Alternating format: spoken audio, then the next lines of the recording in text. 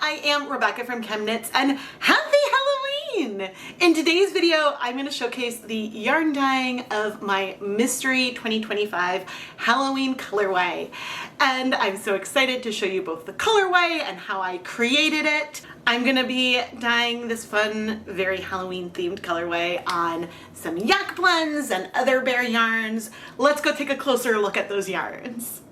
There are 5 main yarn bases that I'm dyeing up for Halloween this year.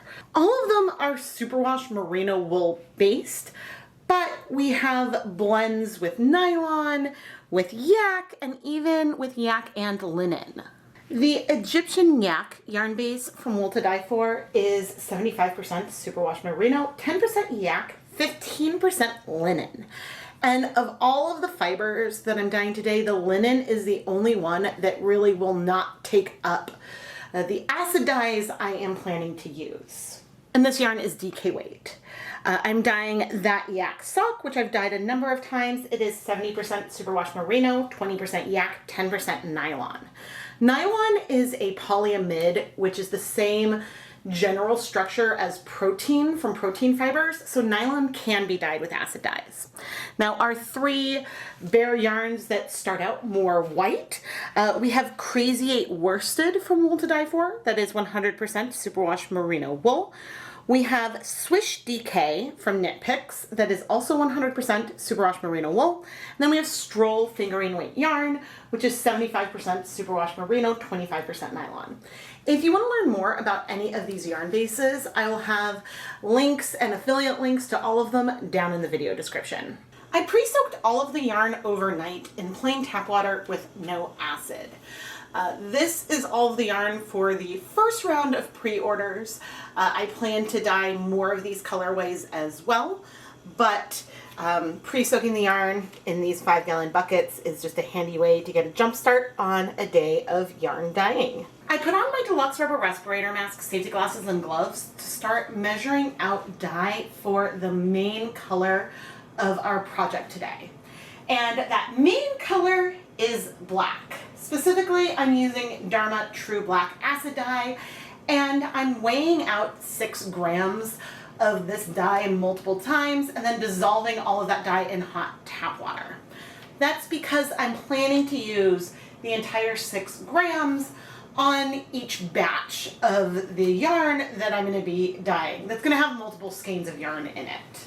I could go ahead and make a dye stock and then measure out the liquid, but since I'm going to want 6 grams each time and my largest storage bottles are 1 liter, making a 1 liter dye stock would not give me enough dye to dye as much yarn as I want to. And so this is therefore going to work a lot better and be easier for me to manage. And plus, now I don't really need to worry about that final volume that I'm dissolving this dye into because, as I said, I'm going to be using 100% of the dye with each batch. Now, our bare yarn bases start as very different colors, but using a dark saturated like black, they are going to look a lot more similar with the main color area of the colorways than they will when I dye up the brighter pops of color on the remaining bare yarn once we're done with this entire round. In my stainless steel dye pot, I have 32 cups of water. I'm going to add 8 tablespoons of white vinegar. That is a ratio of 2 tablespoons of vinegar to 8 cups of water. This is a proportion of vinegar to water that works well for me. You may find that you need more or less to get your desired results. Okay, now I'm coming in with the 6 grams of dye. The dye bath is heating up, but it is not yet hot, which is why I can put this plastic cup in the container. But I'm now rinsing it out. There's a little bit of dye powder. It didn't dissolve. Now, True Black happens to be a dye that dissolves pretty well, even though, as I said, there is still a little bit on the bottom of this container. The goal is to get as much of it as I can, knowing that we may leave a little bit behind. Now I'm gonna give it a stir, and we are gonna let this heat up. Over time, we may need to add more water and acid as we use this over and over, but the goal right now is to get it nice and hot, so then we can come and add our yarn for our prototype. I'm bringing over 4 skeins of that yak, and I'm gonna start adding the yarn in, and then immediately holding 2 skeins in each hand, I'm trying to dip and wiggle and move our yarn so we can get good coverage on here.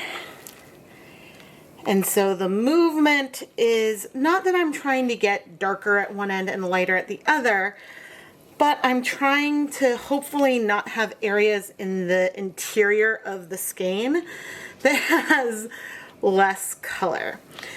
Now we have 6 grams of dye, and we have 400 grams of yarn, but I am leaving a little bit out of our dye bath. And so we should, in theory, get decent coverage here. Now that I've got the yarn most of the way in,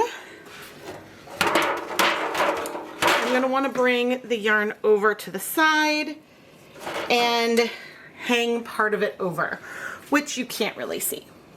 There we go. Now you can see it. I am not expecting any of this dye or color to travel up the skeins further. We are going to have some, I wouldn't even call it gray, but lighter black in this section before we go to our couple of inches of bare yarn, which maybe I should hold this one up. We have just a couple of inches left, but hopefully we are able to get coverage over the rest of the yarn. Now I'm dyeing so many skeins, and I'm going to set a timer for 30 minutes. I'm dyeing so many skeins that I considered playing around with different ways to get most of the yarn black, including having a lot of yarn in my steam pan. But I figured even though it might be a little bit slower to dye a lot of yarn this way, I think that this will help me get the coverage I want. Now I have the heat on medium-low.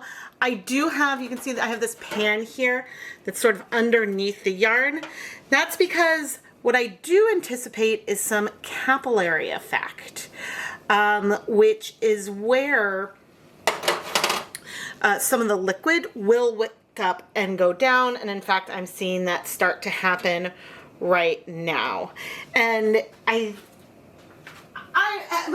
can't exactly explain why that happens, but you do want a container to catch some of the liquid. You can see some of that liquid appearing down there. And yeah, but overall it shouldn't be an issue. Now what I can do is just come in, give it another nice move. We still have a lot of dye left in here, but I'm going to let it sit for about 30 minutes. It'll be okay if we do have some color still in here at that stage. The goal is to try to get a nice black on most of our yarn. Now, I did consider for this step bringing over 4 different yarn bases, so that way we could play around a little bit and then have a nice comparison of them. But all of our yarns are likely to absorb color differently. Stroll, for example, might absorb more dye than say that yak. The Egyptian, whatever that base is called, the linen blend, may absorb a little bit less dye because that linen content isn't going to absorb any. So I may have a few batches where I'm mixing skeins, but to the best of my ability, I'm going to try to keep things separate. And then periodically I could come over and I'll keep an eye on this to make sure it doesn't overflow, because periodically I could just come over and take this water that's coming out and add it back in. But now I'll see you in about 30 minutes. We will be steam setting the yarn again after I dye the next layer. So everything will be okay if we end up with a little bit of color left over in the pot. That's not something I'm worried about. But can you hear those drips of water? Oh my gosh. It's only been about 23 minutes, but basically all of the color is in our yarn. So I'm gonna go ahead and remove it. It looks like we got really, really good coverage of our black. Now, as I am setting the yarn aside, and you still see color in the dye bath, but really most of the color is in our yarn. There's not much there. Now, as I go set the yarn aside, I'm trying to keep the undyed portion separate from everything else. And now we're gonna come in with the same dye bath and add our next batch of color. The main difference is I am not going to put the cup into the water this time because that would melt my cup for sure. Now, I'm not gonna wait any more time for the dye bath to heat up. We can bring over our yarn now. Now, this time that I'm coming in, I have 3 of my skeins of Stroll fingering weight yarn and 1 Swish DK.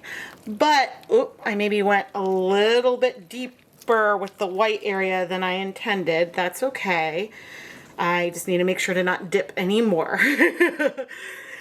Because I am doing this by feel, we will have differences between our colorways. But the main goal here, again, is to get good coverage of our black dye and to not have little bits of areas.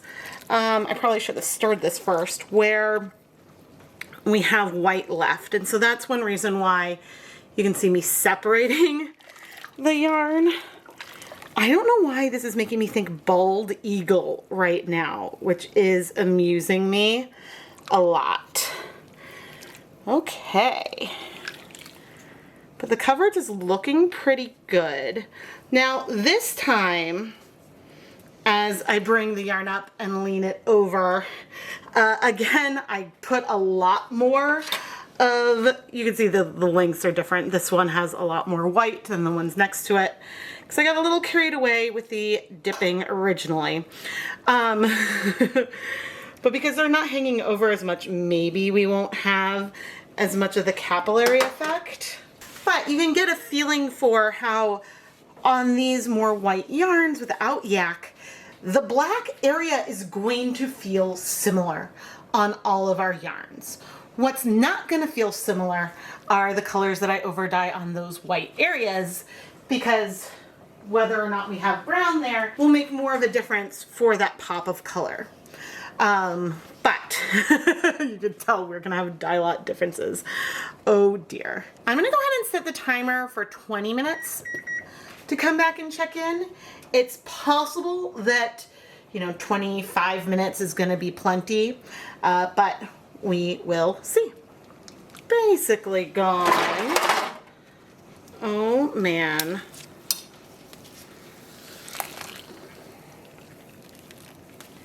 The nice thing is that things seem to be looking okay. And that I'm not initially observing any like huge white areas on the area that I want to be predominantly black. And so that is fantastic. But now I just need to dye up some more. And so I continued with the different yarn bases, adding 6 grams of black dye back into our dye pot, and then bringing over 400 grams of yarn, sort of working the dye into the yarn and letting it sit for 20 to 30 minutes to let that black dye absorb to 80 to 90% of the yarn. I attempted to be a little bit more consistent with the amount of yarn I was leaving out. I sort of had to keep telling myself, we're not adding the yarn all the way in, we're not adding the yarn all the way in, we're not adding the yarn all the way in, but I think that it'll be okay. Over time, I am adding cups of water each time I add black dye, but I'm not adding additional acid in with it. If the water level starts to go down, then I will make up a batch of 8 cups of water with 2 tablespoons of white vinegar, so that way I can increase the water level in our dye pot again. But if I'm concerned, I can also add another tablespoon or so of white vinegar to our dye bath. Whew! Finished up, and the dye bath looks a little bit black still. And so I just wanted to show just how little dye there really is. Okay, so dipping in right now, you can see we've got a medium light gray. If we can get all this color to absorb, I think that this gray on this Swish DK will be more and more saturated, because there is a lot of residual pigment in here, and I'm going to add just that last little bit of acid in there. But for this amount of color is after 6 batches of this. So I'm gonna let this leave this in here for 30 minutes, and then we will remove it. All right, after 30 minutes, I'm gonna turn off the heat. And you know, we still have some color in the water, and we're gonna let that be. It's possible when we saw some of the water drain off that was a little cloudy, that I don't know what's in there, but a hypothesis is that there could be some protein or something there. And if there is, then that could mean that there's color bound to something in there that isn't the yarn. We're not going to worry about that. I'm going to set this aside to cool, wash this off camera, and we're going to fast forward to the next day where we can start adding pops of color on our yarn. I want to thicken my dyes so that way the colors don't spread very much from where I put them. And so I'm making a guar gum solution using 1/4 teaspoon of guar gum powder in 1 cup of water. And I'm using this blender here to help distribute and dissolve the powder in the water, because otherwise it clumps and can be hard to mix. Now, normally when I'm dyeing yarn, everything I use is dedicated for dyeing yarn and is never used for preparation of food. Everything I have right here is food safe for now. This blender is a food blender that I'm using. But after I pour this guar gum mixture into the containers I'm adding it to, those containers are now going to become dedicated for dyeing yarn and will never again be used for food. And so that's how I separate things. And I can use kitchen safe tools and food safe ingredients before I convert everything to the dyer's kitchen. I just keep everything very separate. I decided to use a guar gum concentration that is less concentrated than what I normally do. I'm hoping that this will be slightly easier to work with. I think over time I've made the dyes thicker and thicker. And so I'm hoping that this will work well for me. Now, the last thing that's worth mentioning as I'm doing this prep work is that these guar gum solutions are not shelf stable for long periods of time. They do spoil and can start to smell a little bit funky if you wait like a couple weeks or something. And so I try to mix my guar gum up as close to when I want to use it as possible. The other thing I've found with time is that the solution tends to thicken a little bit more if you wait versus when it's first mixed, because you can, maybe it's just that there's still air bubbles, I'm not sure. But it should feel very slippery. And I don't know if this is going to be too liquidy. I think it's a fine proportion, and I think it should be a little bit easier to work with, slightly less thick. I think I started mixing it thicker because then you can add like liquid dyes to it. I think that this should be good, but I'm going to let it sit 15 minutes or so before we go get our dyes, just to let it thicken and settle. I put on my deluxe rubber respirator mask, safety glasses, and gloves, so that way I could add some dye powder to each of our cups. In each of the containers, I have 1 cup of the guar gum mixture, and I'm going to add 1/2 teaspoon of the dye powders to the respective cups. And I know that I can increase the amount of dye if I need to, or I can dilute this mixture by adding more of the guar gum solution if the colors are more saturated than what I want. Typically, you can be more precise with the amount of dye you're adding if you measure out your dyes by weight versus volume, but I'm doing volume today because it's easier and I can mix more if I measure the amount of dye I'm adding into each cup. The 3 dye colors I'm using today are Dharma acid dyes in radioactive, fluorescent safety orange, and purple pop. And you might be concerned with how these 3 more secondary fluorescent colors may blend together, but I've actually done color mixing with them in the past. And so if they do blend together, the blends of, say, the orange and purple pop are really pretty. Same with the blends of radioactive and fluorescent safety orange. So I think we're gonna be okay.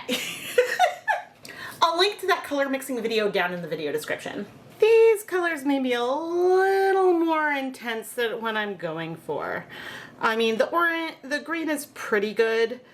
The purple and the orange are looking really intense to me. So we're gonna add more guar gum into each of these containers. So we started with about a cup of the mixture, and I'm now gonna add in 1/2 cup of our mixture.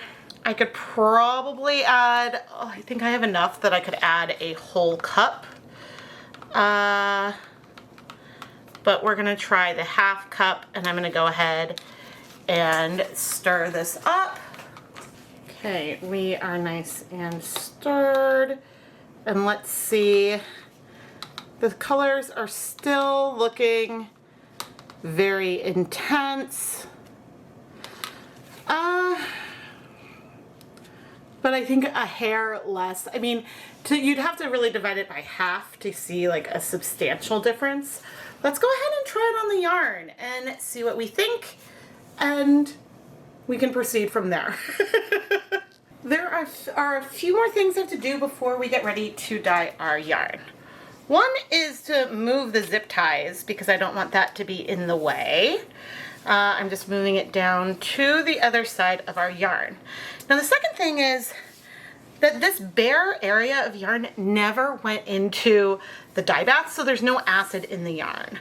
So I'm going to quickly add the ends of the yarn that I want to dye into this container that has 8 cups of water and 4 tablespoons of white vinegar. I'm just going to dunk it and then squeeze out most of the liquid so that way we can prepare to dye the yarn. Now the few bases that I have over here right now include Crazy 8 worsted. Let's see, we have the linen blend with the yak and superwash merino, and then we have that yak, which is our nylon merino yak yarn. And I'm setting these up like this, so that way I have my canvas where I'm gonna paint, and I'm spreading the yarns out as much as I can for now, so that way we can paint the color, and I'm gonna adjust the camera angle. One thing I would love, love, love to try someday would be to use guar gum with, and I'm gonna use foam brushes here to apply the color. I would love to use guar gum. I promise I have words, with a squeeze bottle, because that is not something that I have done very much.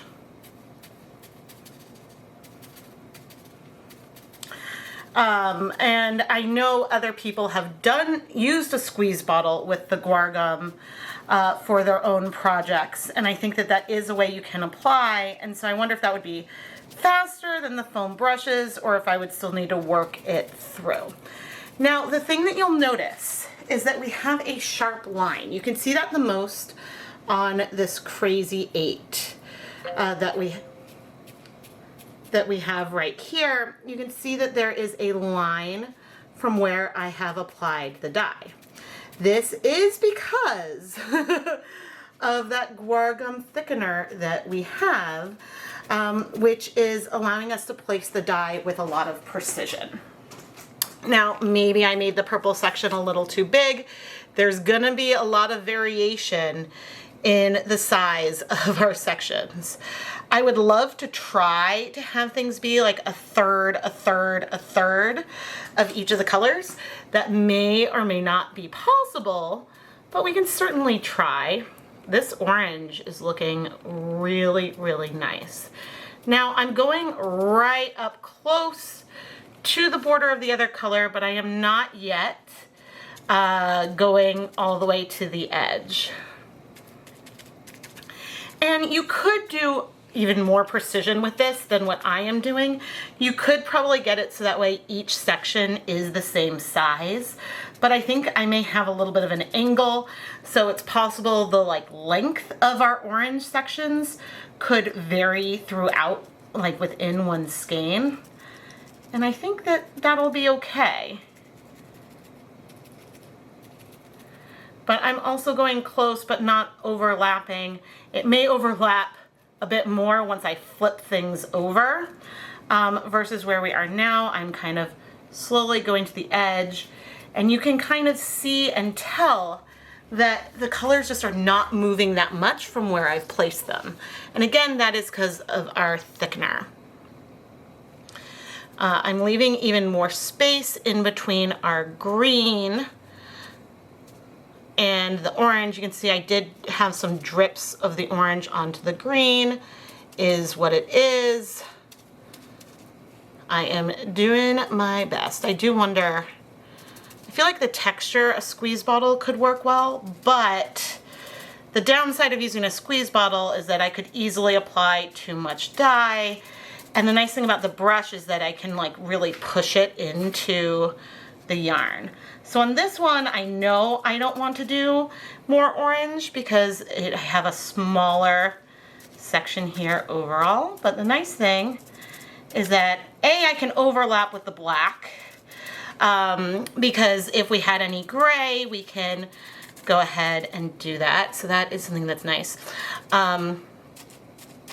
I don't remember what the other thing was that I was going to say, but I'm really, really loving this on the yak. You know what? Let's just go ahead and go all the way to that edge. I am gonna need to flip the yarn to apply dye to the other side, and with luck, hopefully, I won't have a lot of color transfer while I go about the flip, but we can go ahead and clean up some of the mess in between. And then try to flip things very, very carefully. So that way each color is in the same section. And we're gonna do our best to have, oh, that one did not flip nearly as nicely. I'll start with the orange this time. We're gonna do our best to place the dyes in the exact same place from where we've done before, but again, there may be a little bit of blend, and that'll just add, you know, it'll muddy things a little bit, but that'll add a little bit of earthiness to our colorway. And I can try to bring the brushes over in a way so that way if there's drips, they'll happen on the same color, but another skein. Now, all three of the colors that we're using here break. And by that I mean they separate into different colors. You can see this the most with the purple pop right now. The blue pigments in there strike to yarn way faster than the pink ones. And so one of the things that you can see is some areas that are going to be a little bit more pink and a little bit more purpley. This is a very purplish pink, which is not problem or anything, just worth being aware of. But you can see how, you know, the different sizes of each color are going to be different depending on the, you know, the size of the sections of the yarn. I think going forward, maybe I'll start with the orange because I can try to center that a little bit more. And with our green, you can see some breaking in here as well, areas that feel a little bit more yellow, and again, there's blues in there that are gonna strike pretty quickly. Now, at this point, I can move the yarn around. We can say, oh, maybe I need a little more orange right there. I just used my finger because it really was just a little bit. But the coverage overall does seem to be really, really good. Maybe I need a little bit more purple in there, but we should be able to have these colors arranged in a way. I see a spot over here where I want some more purple. So that way we can hold the yarn together and potentially not use plastic wrap or anything to aid us with this today. But now I want to go ahead and steam set our yarn, and I need to think about how I'm going to do this, because in the future I'll just bring the yarn over to the steamer basket, but I want to show you how I'm going to try to set it up. I mean, maybe it would make sense to wrap it with plastic wrap, but I have it set up like this. I don't know if you can see. Like this, so that way I have 3 colors on one edge. They can probably lay on top of the black. If there's color transfer, I don't think that would cause an issue. But I'm gonna go ahead and steam set this now for 30 minutes, and then we'll come check in on this yarn. The other thing I'm gonna do right now is clean up the counter. Maybe I'll bring over a yarn mop that I'll start using for this. You can see the color combination does get really, really pretty. I think I probably will grab a yarn mop to use going forward, so that way I can just wipe things down before we bring over the next color. But I am going to wait for the steam setting to finish before I start hand painting more of the yarn. I want to make sure that this works well, and probably I want to wash the yarn just to see that everything's okay before I go and dye, 20 to 30 more skeins. Okay. Let's see, things are still looking good. I don't know where those zip ties are. Underneath everything. Oh, it was a little awkward getting everything in here. Alright, now as I remove it, I saw a little bit of some green liquid, which could have just been a drop of something. So I want to try to keep things separated a bit, but I'm going to set this aside to cool. And actually, one test we can do. Oh no! I went and gave it a pat, and we see a bunch of color. Oh dear.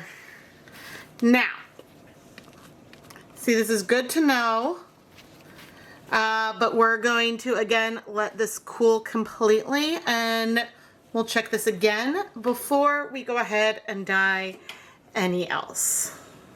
Now, these are colors that also, the bonds between the colors and the yarn can get disrupted while the yarn is hot. And so these colors in particular, we do want to let them cool, and we'll check with like a paper towel tap before we go ahead and wash it. But I'm gonna pause on the prototypes, and maybe we'll make sure to add some more acid onto the yarn in the future as well. Okay, our yarn is mostly cooled off. It's a little bit warm, but mostly room temperature. All right, I'm seeing a little bit of pink still. And on our other 2 colors, not much. But it's not surprising with that purple pop. I am expecting and hoping that that'll resolve quickly when we wash it. I am very happy with the intensity of our pops of color because they are reading as pops of color on all 3 yarns. I mean, clearly they're brighter on the yarn that used to be white, but if you go to pastel on the yak yarn, then the colors don't tend to look as bright. Okay, we have a little bit of some bleeding. That is not surprising what we saw, but it wasn't that bad. Let's add a little bit of dish soap into here. And that color that came out was very orangey. I wonder if there's something that will be coming out of the black as well. Now, of the 3 yarn bases we have here, the one that could give us a little bit more issue is that linen blend, because we cannot dye the linen with acid dyes. And so it's possible if some of that linen fiber has some dye in it, we could have some pigment in there that then just needs to get rinsed out. So I'm hoping that that could be what it is. Now, this isn't me saying for sure that that is a yarn that would bleed or anything, but I'm hypothesizing. But I'm also feeling optimistic that things are going to be fine. And in fact, we are already looking a bit better. I am very, very curious if it has to do with that linen blend. But look at how cool the linen blend is looking. It almost makes it feel really spooky to see that heathered feeling in there. I am so excited for it. Okay, and with any luck, I'm not seeing loads of color come off. We are looking really, really good. There is maybe the tiniest hint of something, but it doesn't seem like it's coming from the colors here. I'm gonna go put this through my spin dryer and then bringing over some of the yarn, the water from the pre-soak to show my hypothesis. The water from the pre-soak, and I don't know if this was that yak or the other one, that water is a little bit yellow, which is making me think this is something coming from the yarn versus being pigment from our dyes.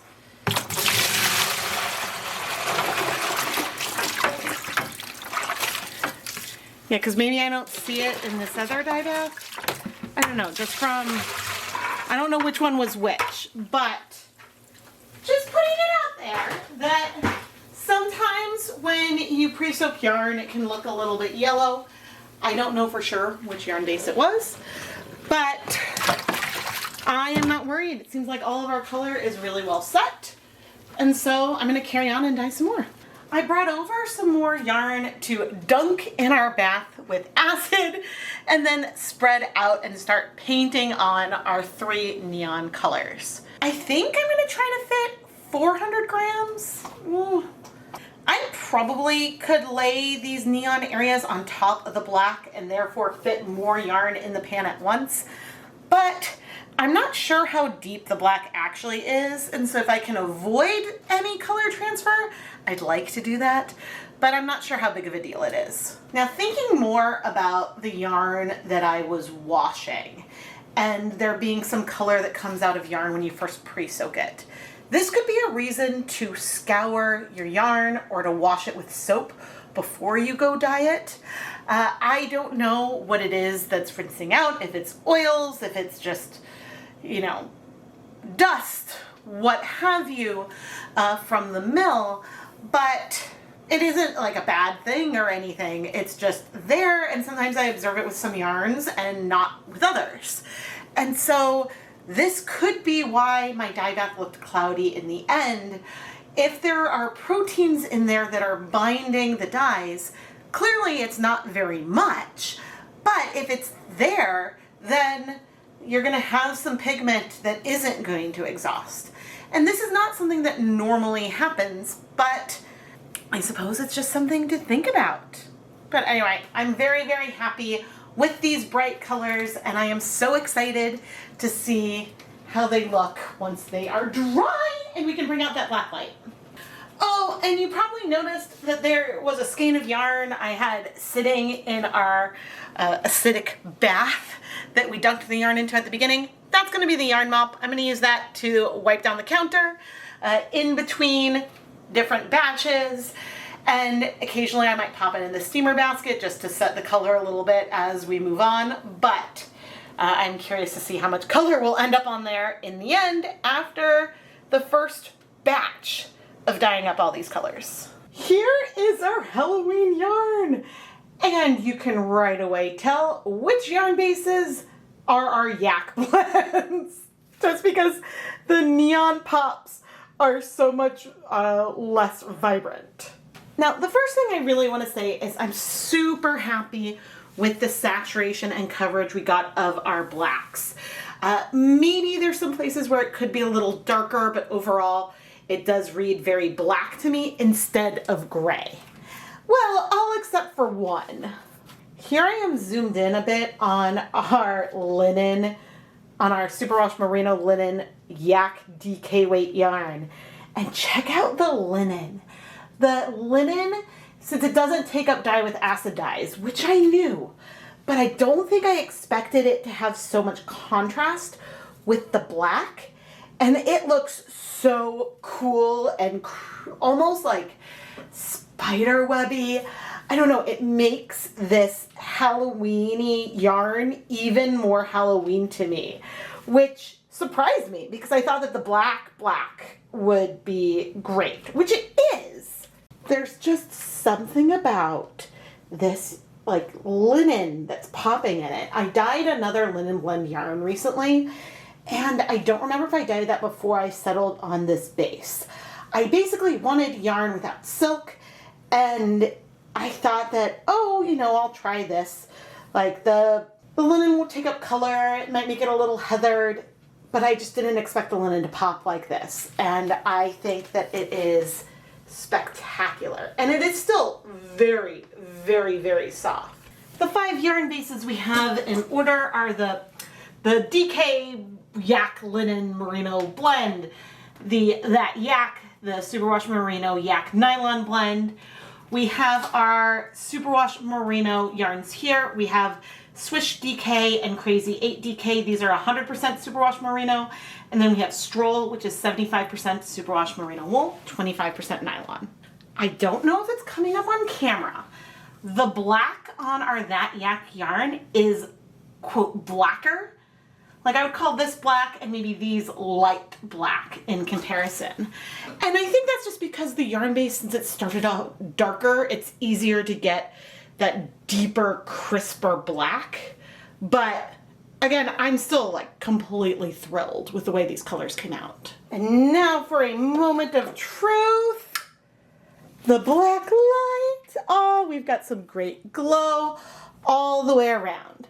Now I have things positioned so that way the green is the lowest down, and that is by far the brightest of our fluorescent colors. The purple pop is not as vibrant in terms of fluorescent as other colors, even though you can still see that it does glow. I have to move the black light over a little bit. If I went into a closet where I could remove all the natural light, then I think you might see all those colors pop even more, especially with those pinks. I'm going to try to move over. So the pinks are fluorescent. That purple pop is fluorescent.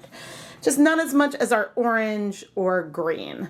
And it is interesting to see that while our yak blends are very fluorescent, they're not as bright as the other ones, which makes sense. I'm not seeing any fluorescence in the linen, in the black areas, which I wasn't expecting, but you never know when there could have been a brightener around. Ah, so fun!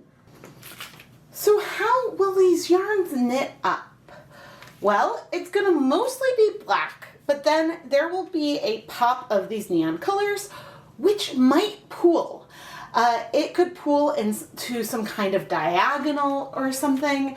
It really depends on the way that you're knitting or crocheting and your stitch count and your gauge.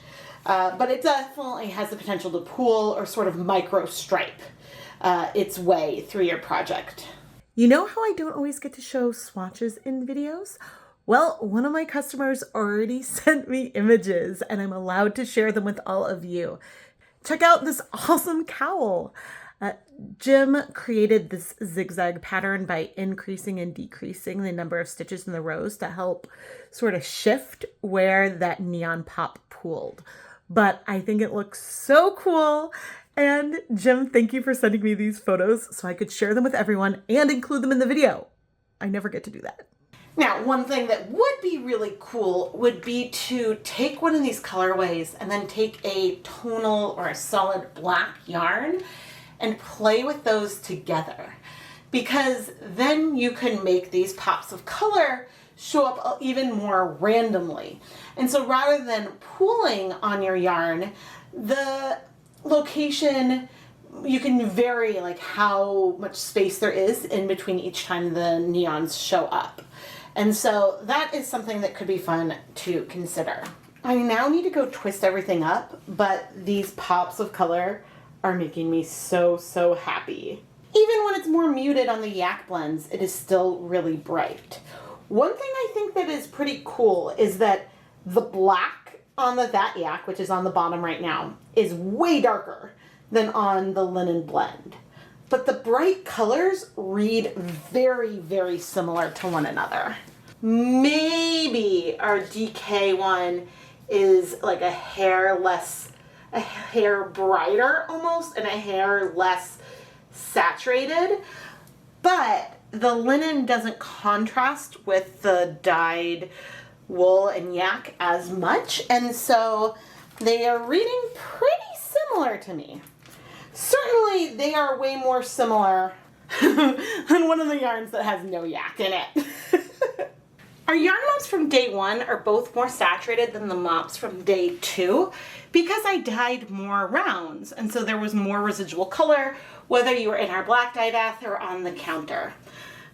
They definitely feel related, of course. They're just different. This one has more white left.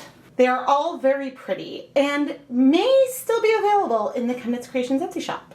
So much fun Halloween yarn! And one more time, gotta bring over the black light. I mean, every time, it just makes me so happy to see the yarn light up and glow. And oh yeah, you can see over here on those yarn mops how 2 of them have fluorescence in them and 2 of them very much don't. But oh, so fun. I know I said one more time and I've done this like 20 times, but I'll never get tired of it. This is only the second time I've technically done a mystery Halloween colorway. I've dyed other Halloween yarns in the past. And I can't say that there's always going to be a pop of neon, but I love a good pop of neon, and I love bringing lights and running around the neighborhood in the dark, chasing after the kids. Well, maybe it's a little stressful, but I always make sure everyone has lights. So I love things that glow. And I know that this yarn isn't glow in the dark, but with a black light, it could bring a little pop of fun to a Halloween setting. And that is a wrap on 2025 Halloween. I still have a few skeins left of this colorway in the ChemKnits Creations Etsy shop. They will still come wrapped with a fun progress keeper and fun special packaging, so you can go and check that out. I'll have a link down in the video description. And the yarn mops should still be available as well because I'm about to add them into the shop. And all of this is as of a week before Halloween when I'm filming these conclusions. The next thing on the horizon is the 2025 ChemKnits Hanukkah special. Hanukkah starts on December 14th this year, and I will have a new yarn dyeing video every night of Hanukkah, plus a few nights beyond, featuring different techniques and different types of colorways. Now you can pre-order the Hanukkah yarn sampler and get one of the minis from each of the nights of Hanukkah wrapped in fun packaging with extras, so that way you can unwrap and unbox a different mini skein each night.